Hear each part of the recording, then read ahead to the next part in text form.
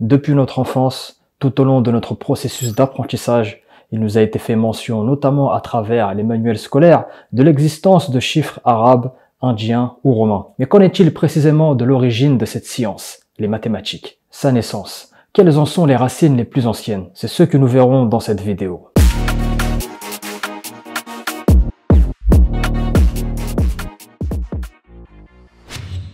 La plus ancienne attestation mondiale de la pratique des mathématiques a été révélée en Afrique. Et nous pouvons le constater à travers la découverte de deux outils. Premièrement, dans les montagnes de l'Ebombo, qui s'étendent entre l'Afrique du Sud et l'Est Watchini, un spécimen très singulier de péroné de babouin a été découvert dans les années 70. Des analyses datant cet objet entre 35 000 et 37 000 avant Jésus-Christ ont révélé le célèbre os de l'Ebombo, arborant 29 encoches délibérément réalisées par l'homme. Ces encoches présentent des ressemblances frappantes avec les bâtonnets de calendrier utilisés jusqu'à aujourd'hui par les Bushmen de Namibie. Cet os constitue une preuve tangible d'un système de comptage sophistiqué qui permettait à l'homme de suivre le temps, notamment les phases lunaires. Il représente la première manifestation visible de pratique de calcul dans l'histoire de l'humanité. Comme l'a souligné le chercheur anglo-saxon Richard Mankiewicz, qui témoigne dans son ouvrage L'histoire des mathématiques paru en 2001, le plus ancien témoignage de calcul numérique a été exhumé au Swaziland en Afrique australe. Il date d'environ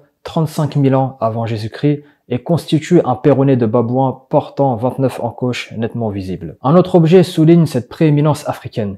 Il s'agit de l'os d'Ishango. Découvert par le géologue belge Jean de Hanzelan de Brocourt, il est actuellement conservé au 19e étage de l'Institut royal des sciences naturelles de Belgique à Bruxelles. Cette découverte a valu sa renommée aux chercheurs belges qui avaient auparavant mené des recherches en Europe, au Moyen-Orient et en Amérique. Cependant, c'est en Afrique, en 1950, au cœur du Congo belge, qu'il a fait cette découverte remarquable. À Ishango, situé à 15 km de l'équateur sur les rives du lac Edward, il a mis au jour un os particulier mesurant 10 cm de long, datant de 25 000 ans avant Jésus-Christ, révélant ainsi que l'homme se livrait déjà à une activité scientifique avancée en Afrique. Cet artefact met en évidence la précocité du génie africain qui a guidé les premiers Homo sapiens africanus, un génie qui a finalement conduit à l'émergence de la civilisation égypto-nubienne en Afrique. Selon une étude menée par l'Institut de recherche en sciences naturelles de Bruxelles en 1956, l'os d'Ishango est incurvé et il présente des entailles disposées de manière régulière, interprétées comme étant les fondements d'opérations mathématiques. Les encoches sur les côtés de l'os se révèlent être en réalité une table de nombres premiers. Son examen démontre que l'homme maîtrisait déjà à cette époque les suites arithmétiques. La rangée 1 présente un système de numération précis. La rangée 2 liste les nombres premiers compris entre 10 et 20. Et la rangée 3 témoigne de l'existence de la table de multiplication par 2.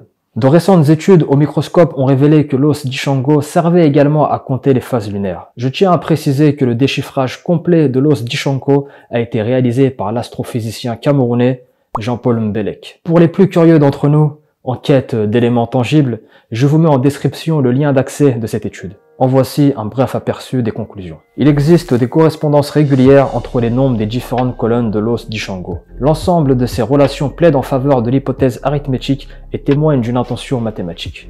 Le lien avec les civilisations postérieures soudanaises et égyptiennes de la vallée du Nil est manifeste, en particulier à travers la duplication et l'exploitation de propriétés de symétrie. Le lien de filiation entre ces cultures nilotiques avait déjà été souligné par de Hanzelan à partir de l'étude de la diffusion des harpons depuis Ishango vers le reste de l'Afrique. Il est remarquable de constater que la carte de diffusion des harpons donnée par de Hanzelan dans le numéro de juin 1962 de Scientific American se superpose bien avec la carte des migrations donnée 8 ans plus tôt par Cheronta Diop dans Nation Nègre et Culture. Compte tenu de la différence des données d'études et sources adoptées par les deux auteurs, ainsi que l'indépendance de leurs travaux en général, l'accord de leurs conclusions, souligné ci-dessus, devrait être considéré comme un argument fort en faveur d'une origine commune des peuples africains en général dans la région du Haut-Nil et des Grands Lacs. Pour notre part, nous avons abouti à une conclusion similaire à partir de l'étude des possibilités d'observation du lever héliaque de Sirius dès la haute antiquité.